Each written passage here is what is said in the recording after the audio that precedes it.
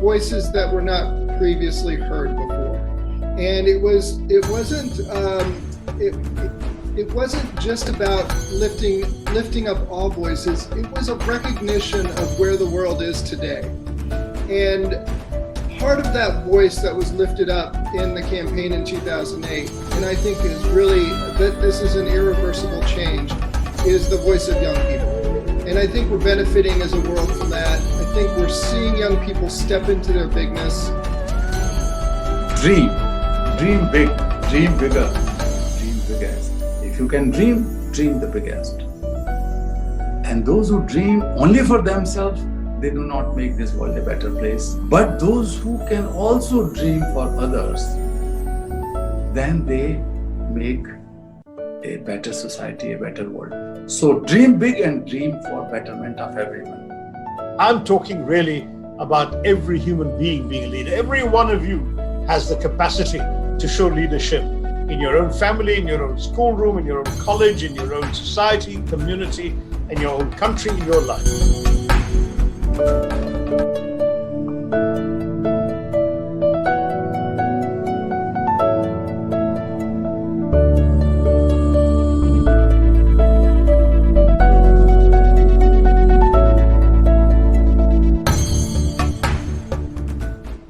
Good evening, all of you, and warm welcome to the third episode of Global Pos-Poss Series. As you know, this is an initiative of Mission Better Tomorrow. Mission Better Tomorrow, or popularly known as MBT, is a platform of like-minded people and agencies across the globe to invest consciously in today and create better tomorrows. The journey of MBT is fueled by the 15 years of impactful social work experience in Kerala under the exceptional mentorship of IG P. Vijayan IPS sir. MBT has been particularly active during this COVID pandemic. Feed a Stomach program, which distributed around 700,000 food packets, cooked food packets to the needy. Pravasi helped us to professionally support the emotional and financial, address the financial and emotional issues of non-resident Indians. And the Jeevadhara Blood Bank with 300,000 donors are some of the few initiatives to name. And we have also been taking care of children, those who have been most affected during the pandemic. Like we had this TV challenge for supporting and mobilizing television sets to support the educational continuation of children, as well as we had Chiri, which is to support or address the emotional and other social issues of children during the pandemic. These are some of the initiatives of MBT which I wanted to mention. Extraordinary challenges often result in extraordinary ideas, and Pos-Poss is one of the novel initiatives of MBT which took shape during the COVID pandemic. That has brought the entire humankind on the brink of unprecedented chaos. Pos-Poss collectively attempts to spread positivity. Pos-Poss stands for the positivity as well as possibilities. So it attempts to spread positivity and together explore possibilities to navigate through these challenging times. With 45 continuous weekly episodes and around 100 eminent speakers from various walks of life, as well as 300,000 live audience every week, the journey of Pos-Poss has nothing short of remarkable. Pos-Poss Global is the result of the demand from the Pos-Poss audience across the globe. Nobel Peace Laureate Kailash Satyarthi sir was the first speaker at the inaugural session of the Pos-Poss Global Series. And then we had the renowned writer Shashi Tharoor sir. And now we are into the third episode of Global series of Pos-Poss. This episode is amazingly special because of two reasons. One is the speaker herself, and then the topic, which is extremely important. So, Dr. Yasmin Ali Haque ma'am, we, apart from leading the UNICEF for the country, we consider her as one of the elder members of the MBT family, because we have been in constant touch and interaction regarding our programs, and ma'am has been guiding us and helping us, achieve scale and strengthen our programs here in Kerala, as well as rest of the India and other parts of the globe. So more than a mere supporter, she has shown genuine interest in our programs, especially those programs which are aimed at the care, protection, and the development of children, so that she has been supporting the strengthening as well as the extension and scale of the program. She has spent many hours interacting with us, our team members, and most importantly, children. She has made many visits to Kerala to interact with the children and to see for herself what change that our initiatives have made, and she was amazingly touched. And since then she has been supporting us and with all her wisdom, which has been a big thing for us. So Yasmin Ali Haque ma'am, the lead of the UNICEF in India, is a speaker for us. We are extremely blessed, and she'll be speaking on the very important topic, especially in light of the COVID pandemic, gender equality challenges and responses. Ma'am, a very warm welcome to you to this August gathering. Even though this is virtual, it feels like we have been engaging, people for, very long time now, for months now, I could say. And this has been watched by, hundreds of people on Zoom, and this is live telecasted on Facebook, YouTube, and other social media platforms and MBT to reach millions of people across the globe.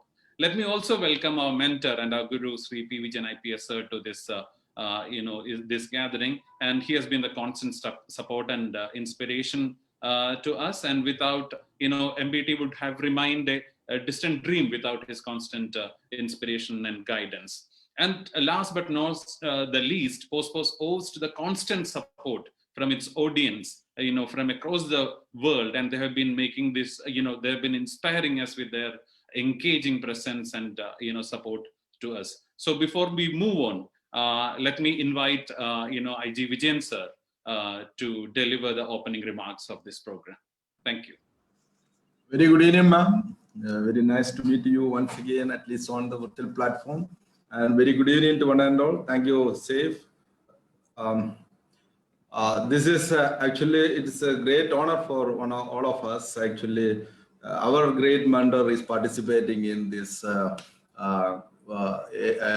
Pos-Poss Talk Series. In the sense, we are grateful to ma'am on many accounts. That's UNICEF has been an integral part of all our programs. Actually, all child development, all programs meant for care and protection, as Safe rightly mentioned.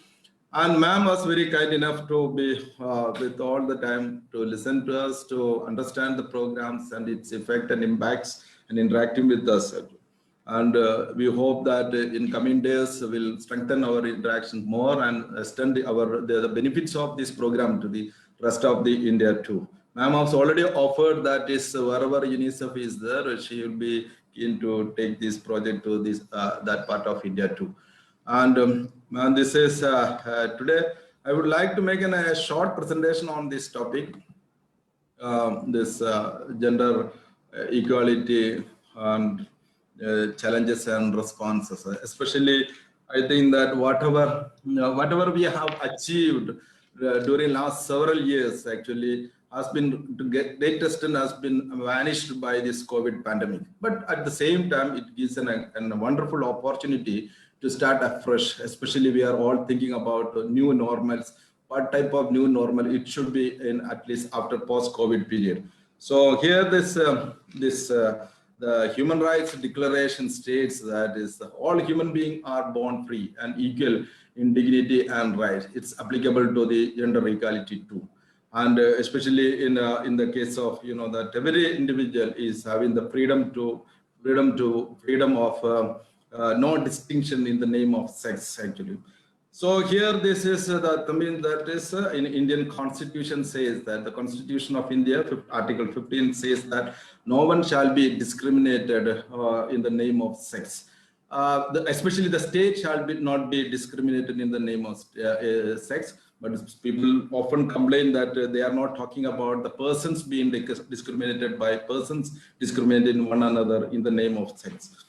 And this is but we all, after a thorough journey of years and years of the human journey, we are now 21st century. We are come to a point that is, it is considered to be one of the most comfortable this generation.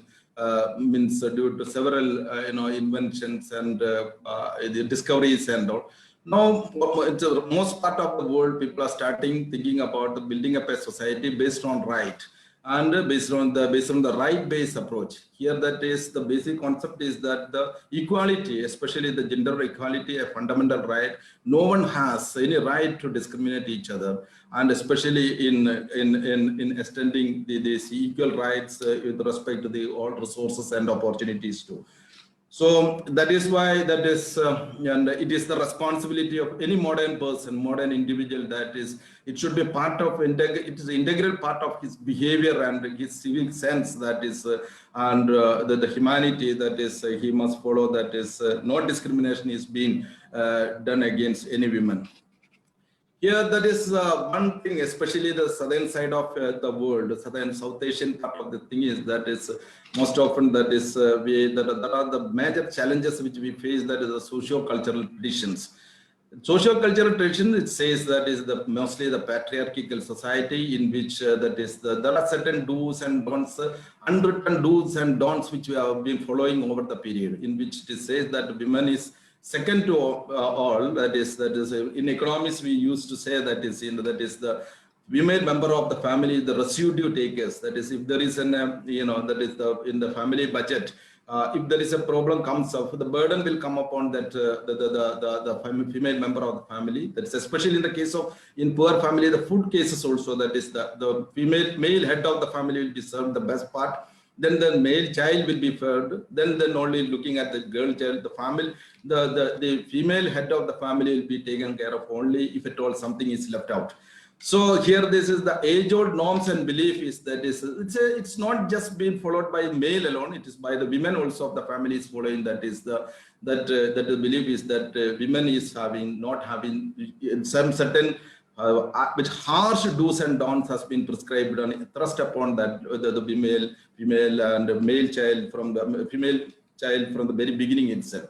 The wage gap, that is also, that is often it has been the work of the women is not being properly compensated by this their payment. But especially at homes, they may be working 24/7, but there is no payment has been made. And that is the thing is that the most exploited women will be mostly in their own residences itself. Then the political representation, it's still it is a distant dream. It's according to some statistics, it's 119 countries doesn't have any female representative at all into the legislative assemblies. In India, out of the 543 the member of this MPs, only 78 women are there.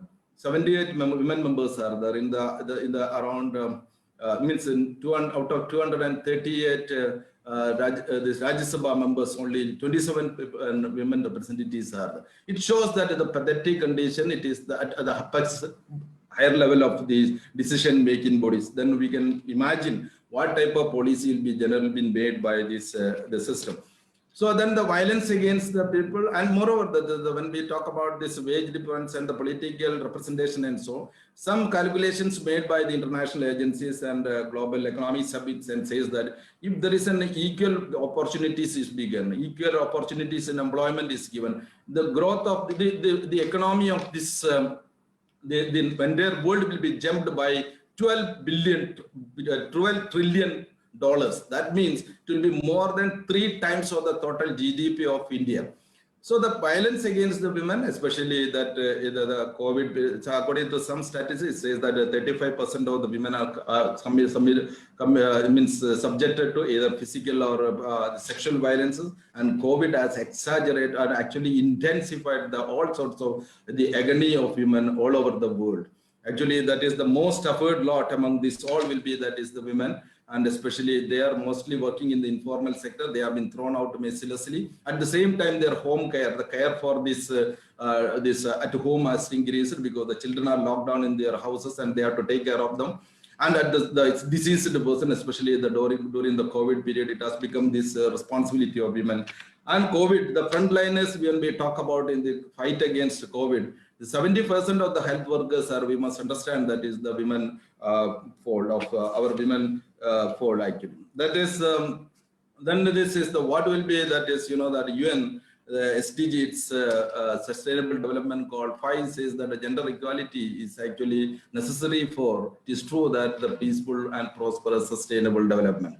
And unless and until we achieve this and women means gender equality, the dream of peaceful and prosperous sustainable world will be a distant one only. So the thing is that as I mentioned, that is the poverty, unemployment, and education. Actually, that is at least the statistics, rough statistics says that at least 23 million of girl children will be thrown out of the school system after this once the COVID things are settled down.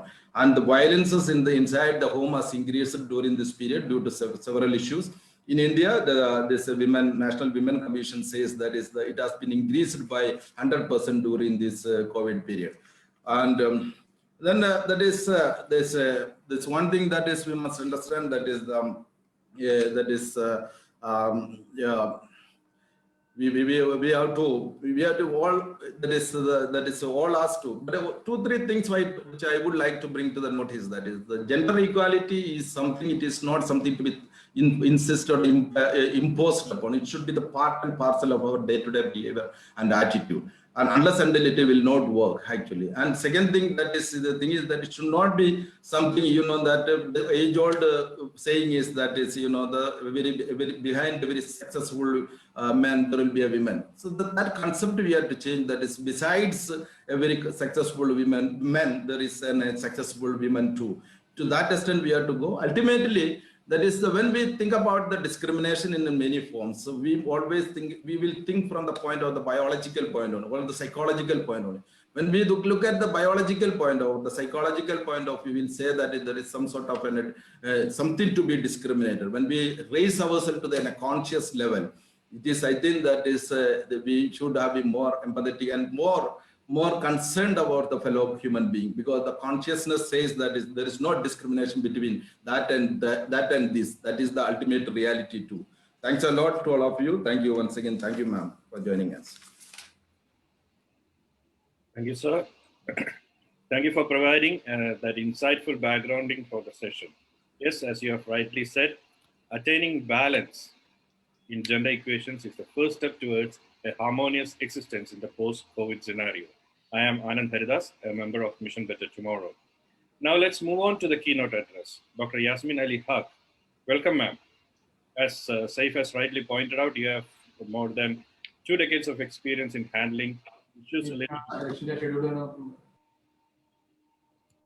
and you have been a fellow traveler of Mission Better Tomorrow right from the beginning, helping us, guiding us, and supporting us. So let's have a short video on Yasmin, ma'am, before we move further on.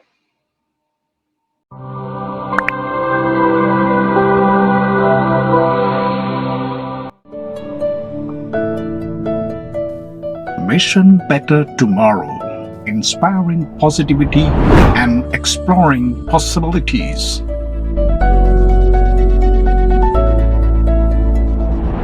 Mission Better Tomorrow is proud to host Dr. Yasmin Ali Haque, UNICEF Representative to India, for the 3rd episode of Pos-Poss Global Talk Series. Dr. Haque is UNICEF's face in India since July 2017.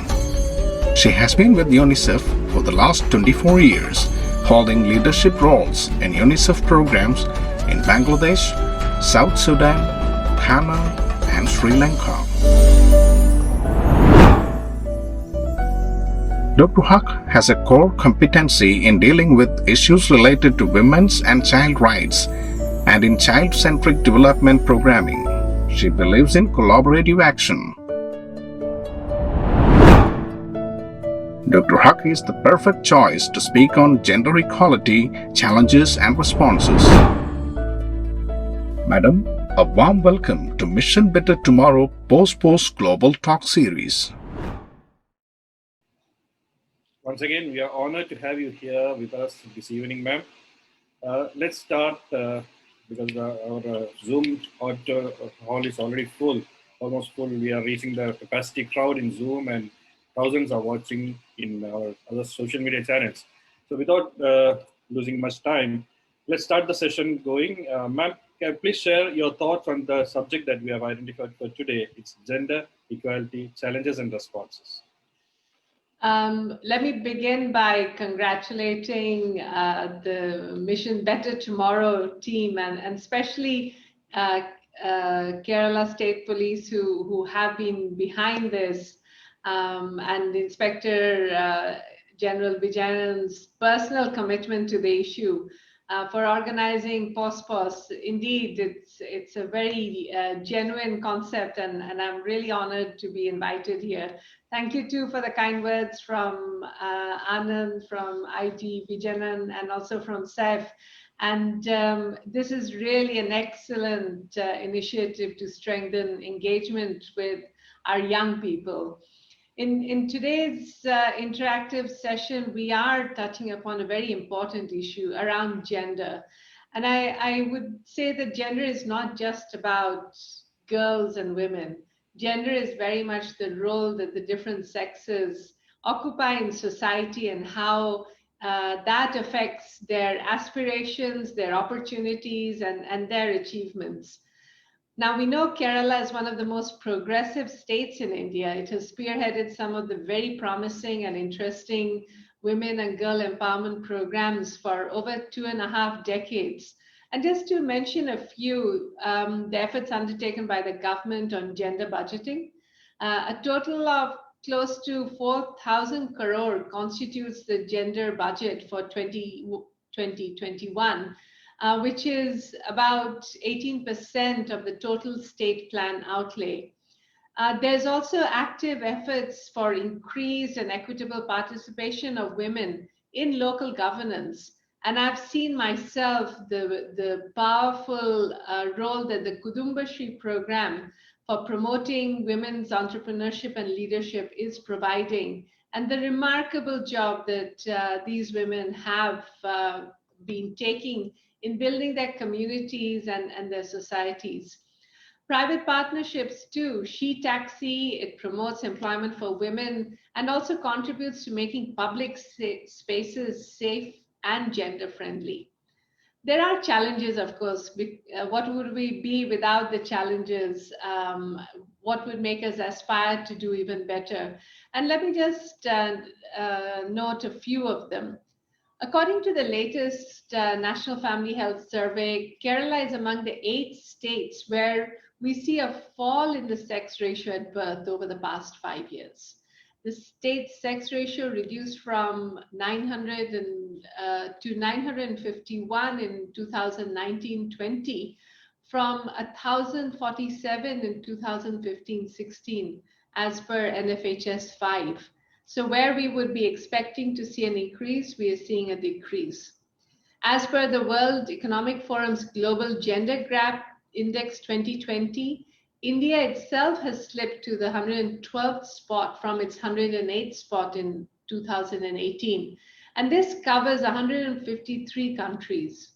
India also slipped 2 spots to 131 of 189 countries in the Human Development Index this year, according to the report that was released by the United Nations Development Program.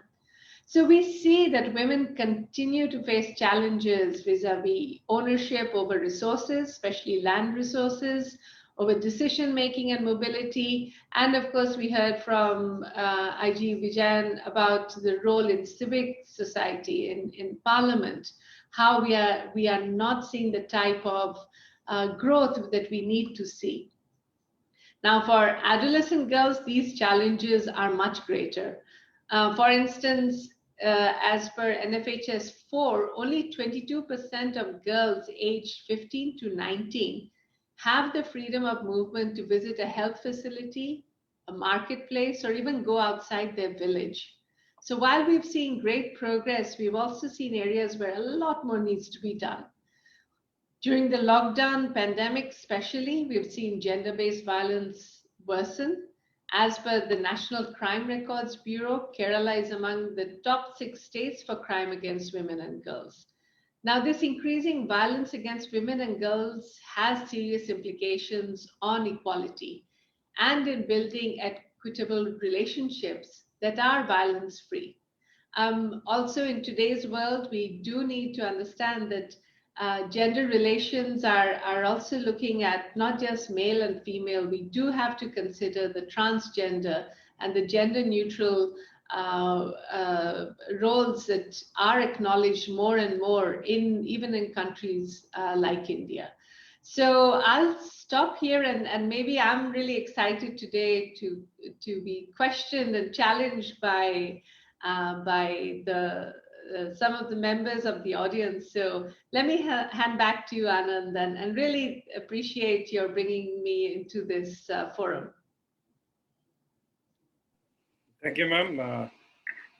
Thank you for grounding the issue of the changing gender equations in our social context, because that's the most important question we need to address in the post-COVID scenario.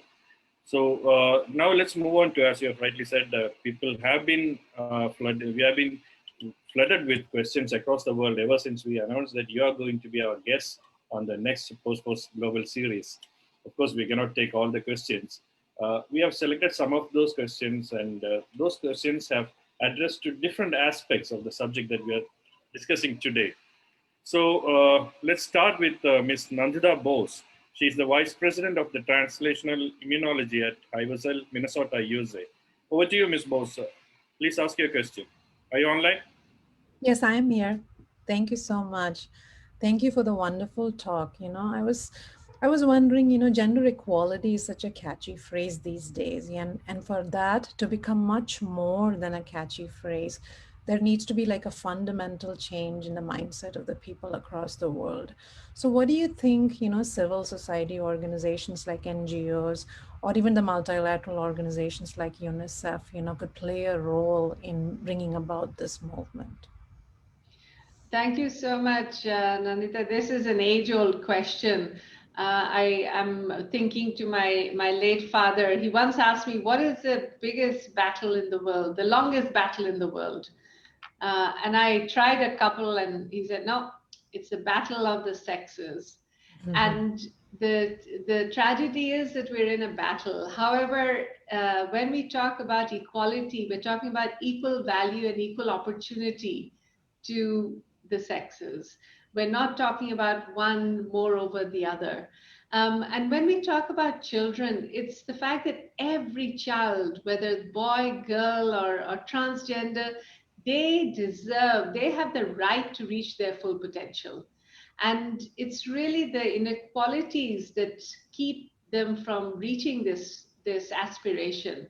I mentioned, about the sex ratio at birth, which is an indication of how society values girls. But also we know that globally girls have higher survival rates at birth. But India is one of the few countries where more girls die than boys.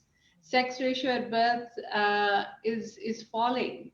And this is despite the legislation that we have put in place about gender-based biased sex selection. So something that, imagine you're checking whether a child is a boy or a girl, and you're preferring just the boy. Now it's really this mindset. How are we going to be looking at the mindset? The socialization that starts with children. From the very beginning, what attention even to a baby, a male baby and a female baby is given. I was on a field trip once, and I found that the father is not seeing the child because they were born at a certain phase of the moon, and it would bring bad luck to the family if he even saw the child for 40 days. Now we're in 2020, still we have these age-old prejudices that are impacting on us. And the fact that this child is a girl child means that she's going to be seen further as a olokhi, as we term.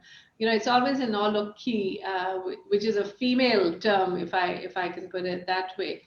Now, also we see the socialization is different, and girls and boys experience adolescence differently. And I won't even go into the experience of the transgender children.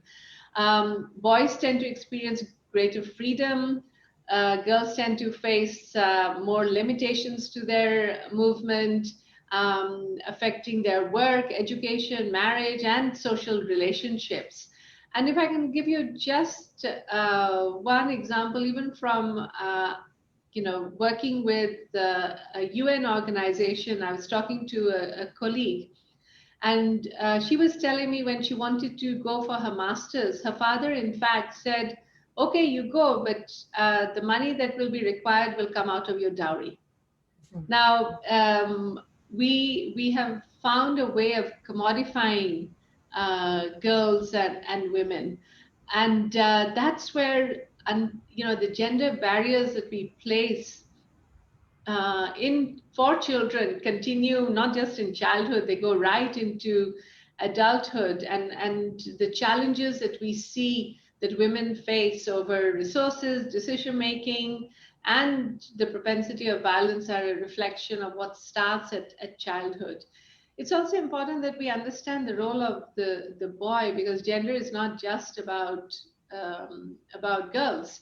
And the mindset that if a boy is caring, if he listens to his sister, or he's more respectful to his mother, or as he gets married, he consults with his wife, he's seen as being under the wife's thumb in many ways. So we need to come together to really give boys and girls, men and women, the opportunity to rise above these prejudices and to assert their role. And at the same time, really focus on the violence issue. I mentioned, how we've seen the increase in domestic violence and gender-based violence by really looking at communities and societies value girls as much as they value boys. We would hope that cases of violence don't remain hidden. They don't become an issue of shame to the girl, but it's more shame to the perpetrator of violence, no matter what their sex or ethnicity or position in life is. So it's really important that we work together to model positive gender norms. And I was really happy, I was thinking about it, that all the three men who spoke before about gender equality were men. We need more men, we need more boys to be together in this movement. And I think in Mission Better Tomorrow, we will see more, because there are a few things we can measure. Education, completion, transition to secondary education, going into university education, and then, of course, the job market, employment. And of course, one of the biggest challenges we face in India, of course, is child marriage. So how we work together, and this is where the role of civil society partners, of UN agencies come in to keep raising these issues in the various fora. It's not about just raising it with government and having legislation. We have probably the best legislation you can ask for, but how is it implemented? How is it internalized at the family level? How are our boys and our brothers and fathers treating the mothers and the sisters? How is a mother-in-law treating the daughter-in-law? Or is she also so entrenched in what was expected of her that she's repeating the behavior that is accepted by society? So everyone needs to come together to say no more gender-based violence. And to really, that's where the role of agencies like UNICEF and civil society organization comes in, developing gender responsive programs. For example, in cash transfer programs, we're seeing more and more of them developing. In West Bengal has it, Jharkhand has it, Bihar has also provided it, that we look at how we provide incentives to keep girls in school and for them to be in school in a safe manner. And of course, how do we address the mindset? The mindset, already we need to be working with young people, boys and girls, And we have an edutainment series called Adha Full, which addresses a lot of these issues. It's targeted to adolescents. And really, we've reached about 40 million young people on these critical issues of gender stereotypes and gender-based violence. So there's a lot for us to come together and do. But thank you so much for raising the issue, Nandita. Thank you so much. Thank you. Thank you, ma'am. You have rightly pointed out the need that we need to address at this hour. And probably we can also go beyond the gender binaries and to other genders also, as you have mentioned. It's a whole new, different subject altogether. Now let me invite Dr. Mona Suri. She is the Academic Vice President of the Royal University for Women, Bahrain. Yasmin ma'am, you might be knowing this, but for the sake of viewers, let me tell this.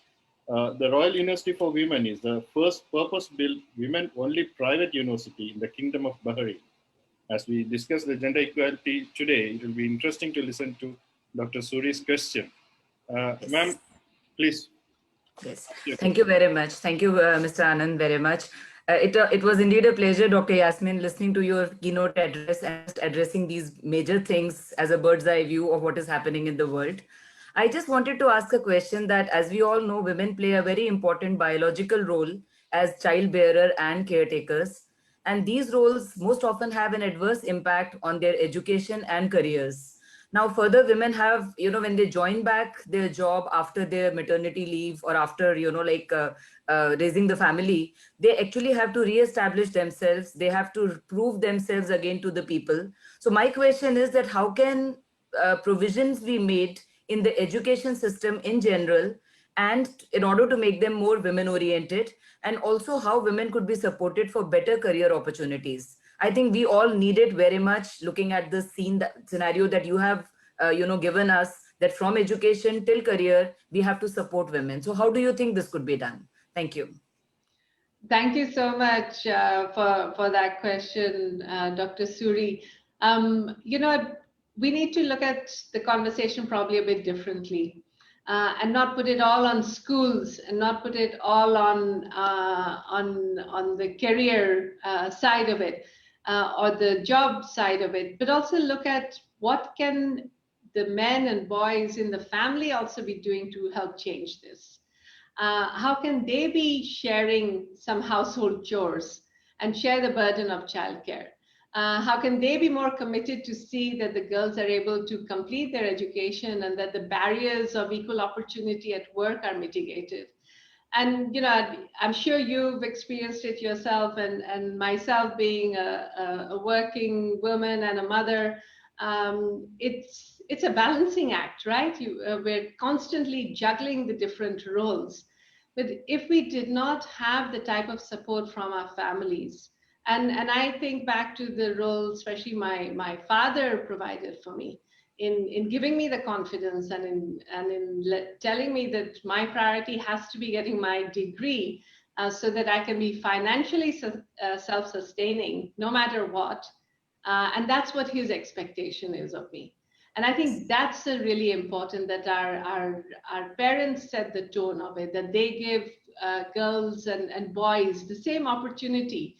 Also, the burden that boys face when they're expected to be the wage earner, they're expected to be prepared to provide old age security for their parents. It's a huge burden. But how can we all work together for girls and boys to support their family?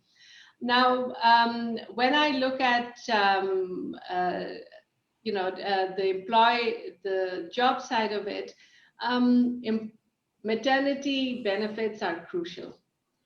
Providing opportunities, and that's where if we say that we have to provide space for women to breastfeed their babies, to if needed creches, but also fathers should bring their kids to the creches, not just the mothers. So how we can bring that change in role. And we've worked a lot with starting early, girls and boys clubs like Meena and Raju Manchin schools. That's where we're trying to create safer spaces for girls and boys to see how they are interdependent, and how really we need to see supporting each other. We're also working with the corporate sector to promote family-friendly workplaces.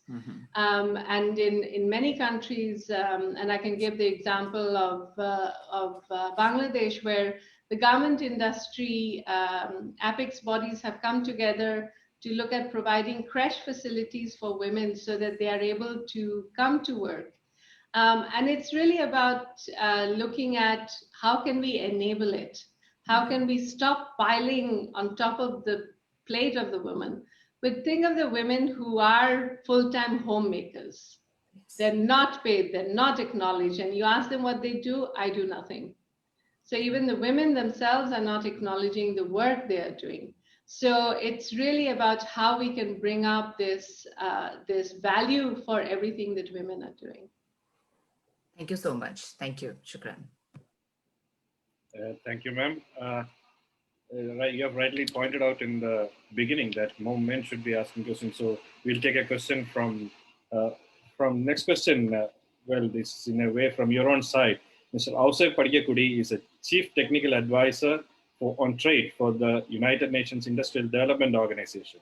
He has been working in Myanmar and now is based out of Vienna. Sir, are you online? Thank you.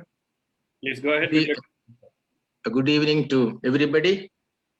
First of all, I would like to thank Mr. P. Vijayan, the Inspector General of Police, for his very innovative initiative, Pos-Poss. What I find it very challenging is that the Pos-Poss is based on 3 Ps. Like the UN always has the 3 Ps, like public-private partnership. But Mr. Vijayan has invented 3 Ps: peaceful, productive, and progressive for the social transformation, which is very much laudable, and I congratulate him again. And now I'm back to with my question with Dr. Yasmin Ali Haque. I may also call my colleague because we work in the same UN system, therefore colleague. I hope I don't ask you a very age-old question. I would like to be current in this sense. The UN Sustainable Development Goal 5, gender equality, is the center pillar to achieve all the 17 SDGs as mentioned by all the countries. You say, taking into account of the COVID-19, the global pandemic, which are the immediate policy measures that you can recommend at national level to minimize the COVID-19 impact among women and children, and thus to contribute in achieving the SDG 5 gender equality by 2030. Thank you. Thank you so much, and really all the progress that was being made pre-COVID is now in jeopardy. Not just do we have to catch up with what the unfinished agenda was till 2030, we also have to make up for any slips that might have happened. And of course, when it comes to gender equality and we look at the metrics of gender equality, we are going to see slippages. And I think one of the biggest policy decisions needed is to keep an eye on what is happening. Very clear periodic checking on the metrics of, are things further slipping or do we see improvement? And what are the bottlenecks if we are to see them? So I think it's really important that we keep looking at whether it's in health, education, employability, or in civil life, what are, especially in the wage earning side of it, what is the situation of women and girls, and are we seeing any further dips? Because we are also in an economic crisis throughout the world. So I think it's really important that we keep the public expenditures boosted. We are very clear on the gender budgeting, and not just the budgeting, but what is the expenditure taking place, and is it linked to better outcomes for women or not? we've seen schools being closed, and as schools reopen, are the girls coming back also or not? When we look at the access, very clearly one policy issue is we've seen that the gender divide has affected girls and women's access to information, especially digital information, during the pandemic because of the increasing already very high gender divide that existed. What steps are being taken to increase women and girls' access to the internet, to the digital world is going to be an important metric. And then, of course, I would like to really focus on it's not just about overall, but really in the most marginalized communities. All data to be disaggregated, and especially looking at the data that comes out of the more marginalized areas. Definitely the problems that have exacerbated during COVID pandemic, such as gender-based violence, what steps are being taken either to mitigate or to address them, and to manage the cases, the type of support that women and girls need, is it being provided or not? So those are just some of the things that I think we do need to make sure. And unless we have the data, we don't know what's happening. So my big push would be for really getting gender disaggregated data on the core indicators that show whether we're moving forward or not.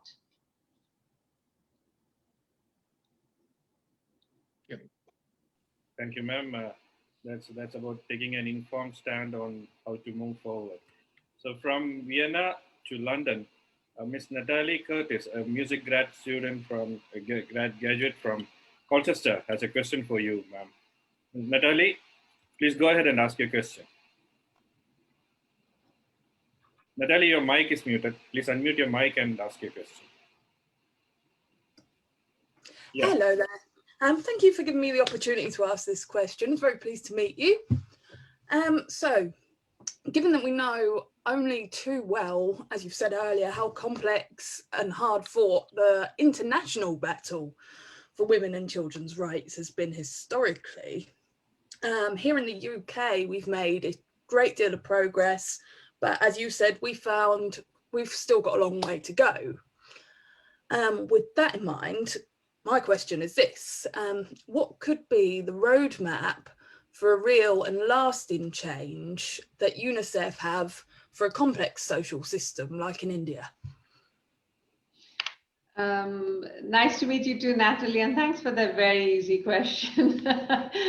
And thanks also for pointing out that gender equality is a dimension pertinent across the globe, and it's very varying degrees in different countries. And in every country, we have to keep recalibrating and keeping an eye on how things are going. So it's really important we do that. In India, on the one hand, it's really looking at the legislation and the other requirements that is needed for the framework to try and address these issues. And I think mostly that is in place. The second big bucket would be, are the essential services that are needed, and are they being provided in a gender responsive manner? So it's not just counting the parity side of, say, kids being in school, but also, are we looking at completion rates? Are we looking at learning? Are we looking at the safety issues and whether they face violence in schools or not? So it's to look at that service delivery side of it. Now, when it comes to the social norms, this is where it really becomes more and more complex. And I think while we continue to address the norms that are exhibited by adults, it's really important that we work with children and young people, that we start, we don't wait till they become women and men. We have to start at the socializing side. we have to start with the parents, especially with the young parents, so that they are cognizant that how they treat even their babies, and how they promote the socialization, no matter whether it's through toys or play, or how they are, how they're seated around the table. That is where we have to start. It's about in schools and in places as children grow up. What is the message they're getting? What are the role models they are seeing? We once did this study looking at violence against women, and we found that the young boys were actually at a fork. On the one hand, they saw that they knew that morally and ethically, beating up your sister or your wife or your mother is not acceptable. But they then saw their peers, their fathers, their brothers engaged in it. And so how we can really move towards the positive stereotyping, not the negative stereotyping. We need to portray the cases where things are working. We need to address with zero tolerance instances, whether it's in our own families or in our communities, in our workplaces, in our study places, that we say, no, it's not right. And it's not just left to the girls and the women to do it, but the boys and the men also come together on it. Because it's only when we start seeing this side of it that we're going to see the change happening. And of course, education will play a critical role. And it's through the education system that we do need to be far more engaged in the positive role that children themselves, young people, and communities have to play in it. So it's not an easy, there's no clear roadmap, but it does require looking at the investment, the legislation, the service side, and of course, the social norms. So I hope it gives something towards answering your question, because I know it's not one that I can really give a cookie cutter answer to either. Brilliant, thank you very much. Thank you, Natalie. Thank you, ma'am, for that answer. Now a question from back home. Ms. Nikita is a graduation student at the Government Law College, Ernakulam in Kerala. Nikita, what is it that you want to ask to Yasmin, ma'am? Good evening, all. So, due to various factors, women were more vulnerable to this pandemic. One instance was that women were losing jobs mainly during the pandemic. It is quite clear that there are more job losses for women than for men. Ma'am, what are your views on the same? So thank you, Nikita. My view is that we cannot ignore what you just talked about. Not only have they lost jobs, their time in unpaid care work has increased even more. And in fact, even professional women who might be working remotely, the burden on home work, home care work has increased. And they're really stretched to the limit. And we are seeing the psychosocial effects of it. So it's really important that we keep this in mind, and that as we put in place recovery programs or even response programs to the pandemic, we take this into account. So for example, if we just look at the ASHA and the Anganwadi worker, they're fortunate they've kept their jobs, but they've still had to continue with their family commitments. When they've got into villages and households, they've been chased away at times. They have not been treated with respect and dignity. So it's really important that we come out strongly whenever we see anything like that happening. It also means that, like I mentioned earlier, every data is disaggregated by male, female, so that we do get a correct picture of what's happening in the job market. It also means that any initiative that is undertaken to build future pathways to jobs for young people like you, that we look at what are the job market requirements, and do the girls and women have the same access as a boy and a man would have. So it's not about one getting more than the other. It's about having equal access and equal opportunity. And that's a lot where the gender divide comes in, because the digital divide becomes a real divide in this pandemic time. And that's where we do need to really support girls' and women's aspiration and work at the enabling environment so that they're not seen as burdens. The biggest worry we have is we're going to see an increase in child marriage rates. And if that happens, then we need to also really battle against that, but also make sure that even if a girl is married, it doesn't mean that she's no longer able to develop and reach her potential. So I think it's really important that you and others keep raising this question and asking what is being done. Thank you, ma'am. Thank you, ma'am. We are past 1 hour and we still have a capacity crowd in our Zoom and other social media platforms. Now we have Ms. Marina Tosheshka from North Macedonia. Ms. Marina, you can ask your question now. Thank you.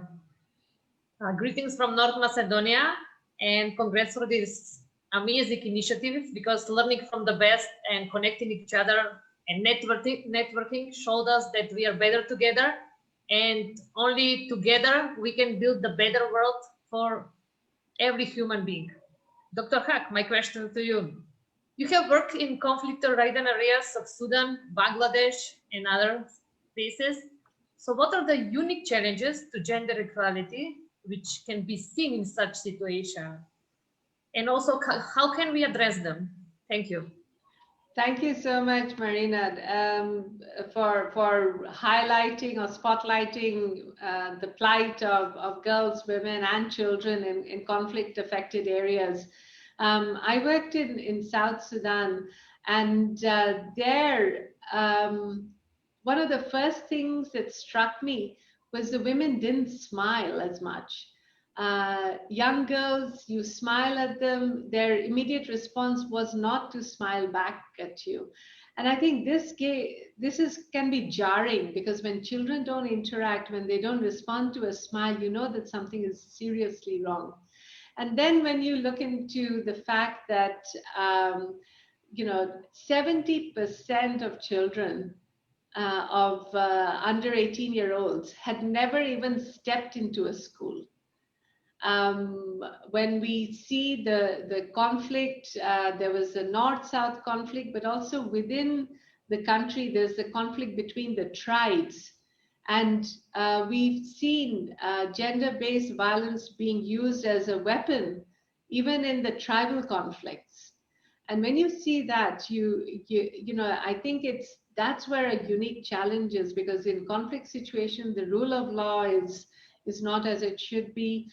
Women's access to redress is not there.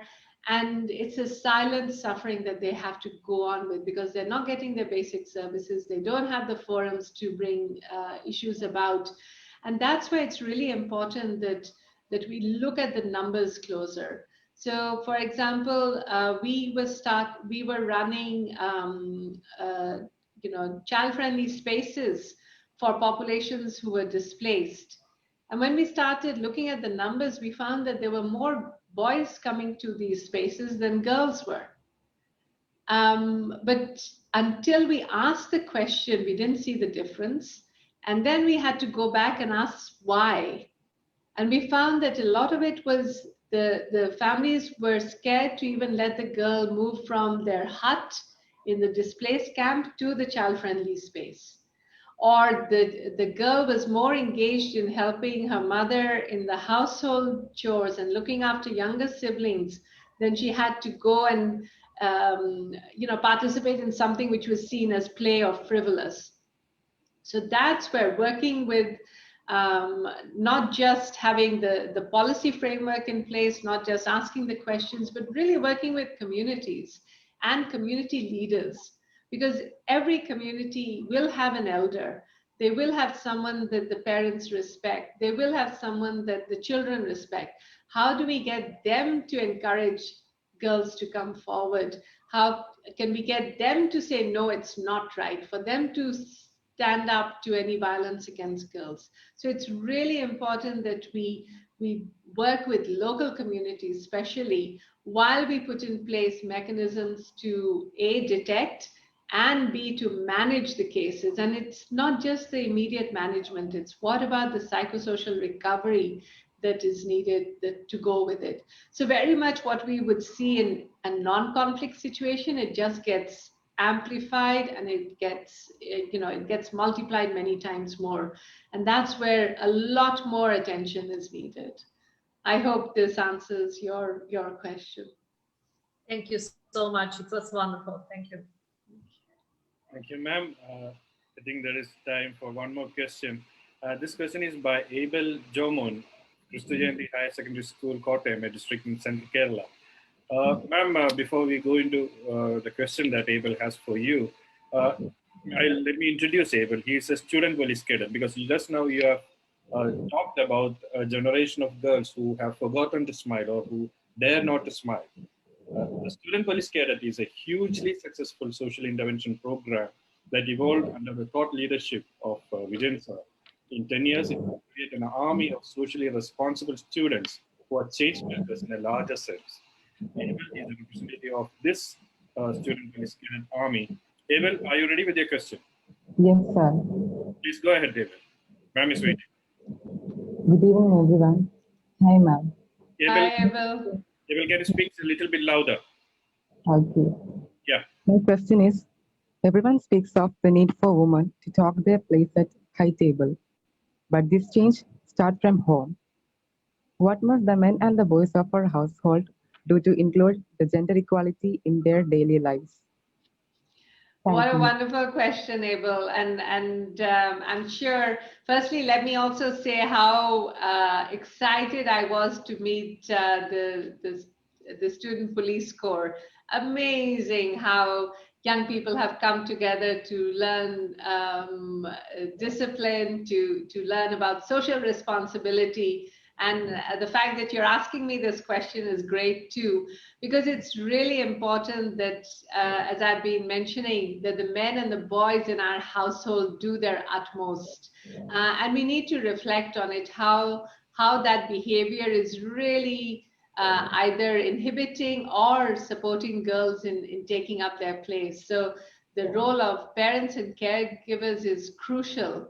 So one thing I'd start with, firstly, that fathers need to interact with their children, no matter whether it's a boy or a girl. So fathers being involved in play with children is crucial.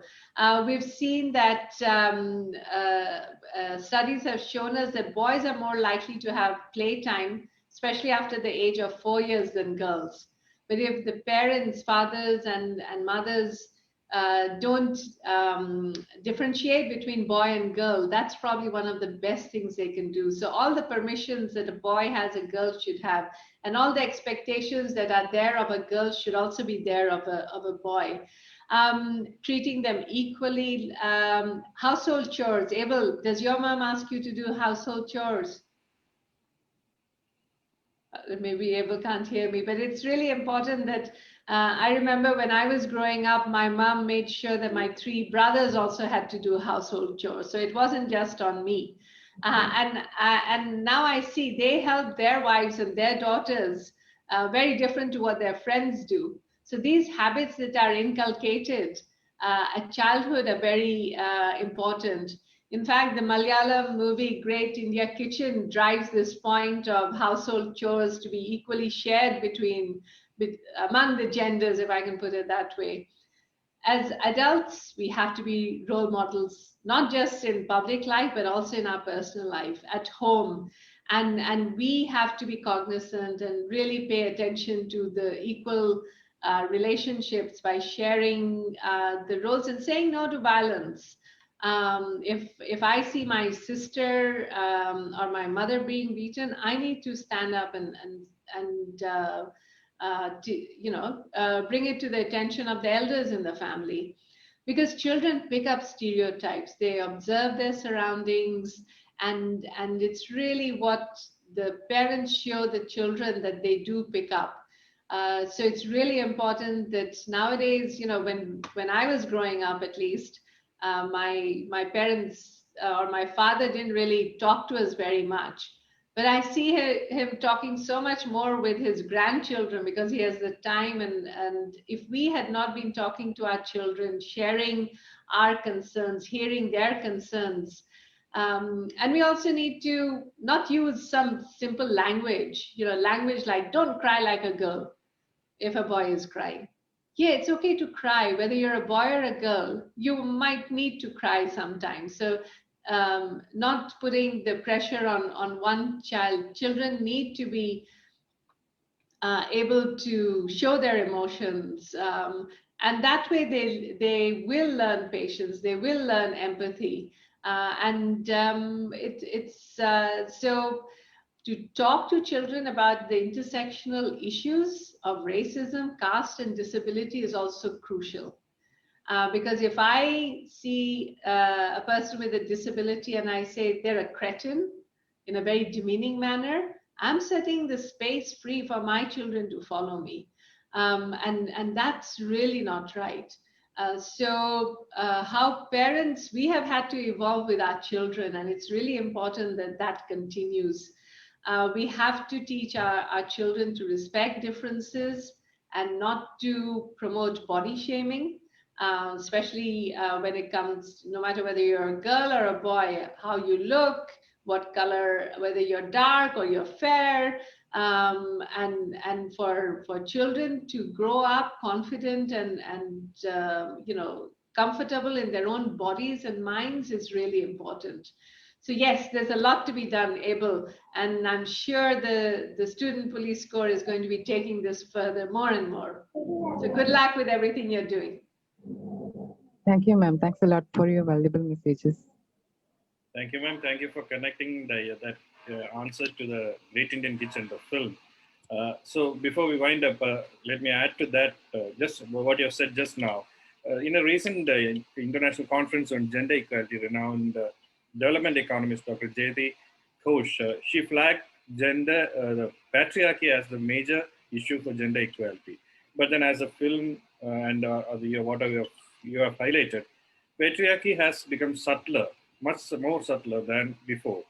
So before we wind up today's amazing session, I would like you to explain a little bit more on the changing phase of patriarchy in our society. It's really, you bring up a very important point, and patriarchy has become subtler, and it's like you're peeling off the layers of an onion when you're trying to address the issue. It's still there, and at times we've learned how to camouflage it very, very subtly. It's important that we choose to see it, because unless we see it, we will not take steps to end it. We have, when I was studying medicine, in our anatomy room, there was a board that says, what the mind does not know, the eye does not see. I'm talking about my father a lot, but I once took him with me to some gender workshops that I was holding with rural women. And when he listened to their stories, and I talked to him later, I said, Abba, what did you think? And he said, now I understand why my mother used to cry every evening in a corner of the veranda. Because unless you really open your eyes to the type of patriarchy and patriarchal practices that are there, you will not be able to take measures to end it. So it's really about patriarchy will end when girls have the same chance to be born as boys. When in families, we see everyone eating together and equally, not the leftover culture as we heard from IG Vijayan. When girls and boys don't have to marry as children, when they have the time to grow and form opinions and find their place in life before they're put to marriage, when men and boys see the value of gender equitable relationships in their homes and in their outside homes. Because unless we see the value of gender equality, we won't put premium to it. We won't stand up to defend it. And I would say, finally, when gender-based violence is not a norm in the society, too often we hear, "Aisa to hota hi hai." Why? It cannot be that in this day and age, this is what we have to hear. And it's really important that we acknowledge that patriarchy still has to be addressed. It has not ended. And we have to see more women in leadership positions and men advocating for gender equality. We see nowadays a lot. I took a flight from Pune the other day, and I saw the pilot was a woman. 10, 15 years ago, we would not have seen that much of it. My daughter has trained as a firefighter in Canada. That was not a role that would have been expected. So it's really, we've seen Sri Lanka become Kerala's first woman IPS officer to reach the DGP post. So these are the role models that we need to show, and so that they don't become an exception, but we see it more as, of course, it'll be that way. So thank you so much. And I really appreciate the time to talk about a subject that I'm very passionate about myself. Thank you, ma'am. You have taken us through almost every aspect related to gender equality. In the run-up to the event, we invited slogans for students, college and school students. And I'm happy to tell you that the slogan that won the first prize is Avarkoppamo Avanoppamo Alla Avarkoppam, which translates to it's neither with her or him, it's a be with them. Absolutely. Well done. Anna, she won the first prize, and these are the other winners of the slogan contest. So with that note, I thank you, ma'am, once again. It has been a great honor for us at Mission Better Tomorrow to host you. As Saif has rightly pointed out in the beginning, UNICEF has been supporting the MBT initiatives on multiple fronts, and your presence today on our platform is an endorsement of our efforts to create a peaceful, progressive, and productive society. Thanks a lot, ma'am. Thank you. Thank you very much. Now I invite Engineer K. Anandamani, one of MBT's main pillars of strength and inspiration, to formally propose a vote of thanks. Thank you all. Respected Sri P. Vijayan IPS Police IG, Dr. Yasmin Ali Haque, valuable participants, and my own fellow team at MBT. I'm here with the greatest privilege, and with that privilege comes the great responsibility to honor and thank Dr. Haque by delivering the vote of thanks today on this unique occasion. Dr. Yasmin, your words have seemingly assured and has resonated well with the audience. And in fact, that was the same genesis with which this Pos-Poss Talks was initiated by Sri P. Vijayan IPS. I'm sure that this talk has turned out to be a glittering function with a digital presence, and today's session has given fantastic insights and an excellent overview about the topic. Your thoughts and words definitely brings new happiness, new goals, new aims, and a lot of new inspirations to the life of the people who are attending this talk. We at Mission Better Tomorrow is quite confident that this talk will create a positive impact and will definitely guide us through in the days to come, so as to approach further life with a fresh perspective. The interesting questions posed itself shows that your thoughtful expressions have really resonated well with the audience. Some of the phrases which you mentioned, rise above the prejudices, and everyone needs to come together to say no more gender-based violences. And finally, your indication about the great Malayalam movie has all given us much, much more happiness. I just want to conclude by saying that we at Mission Better Tomorrow is excited to share here today with you that this program of yours has been viewed by thousands in in the platform of Zoom, and more than 3 lakh viewers in all platforms of Facebook, Instagram, and YouTube, along with 60,000 shares and 50,000 engagements. Madam, we at Mission Better Tomorrow is grateful to you, and we are delighted by your honorable presence. And I, on behalf of each one of us at Mission Better Tomorrow, and on behalf of the entire audience viewing this talk across the world, express our profuse thanks for accepting our invitation and addressing us. Thanking each one of you once more. Stay safe, take care, stay healthy. Good night. Thank you. Thank you so much. Thank you, ma'am.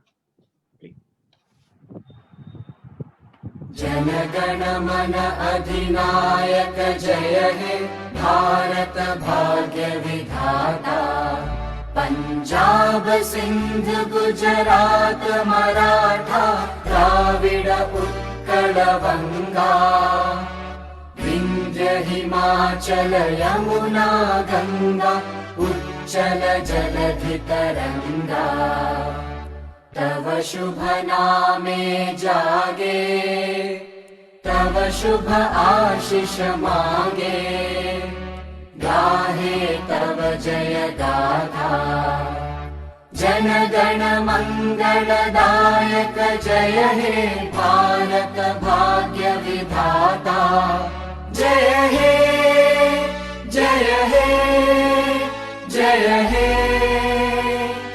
जय जय जय जय हे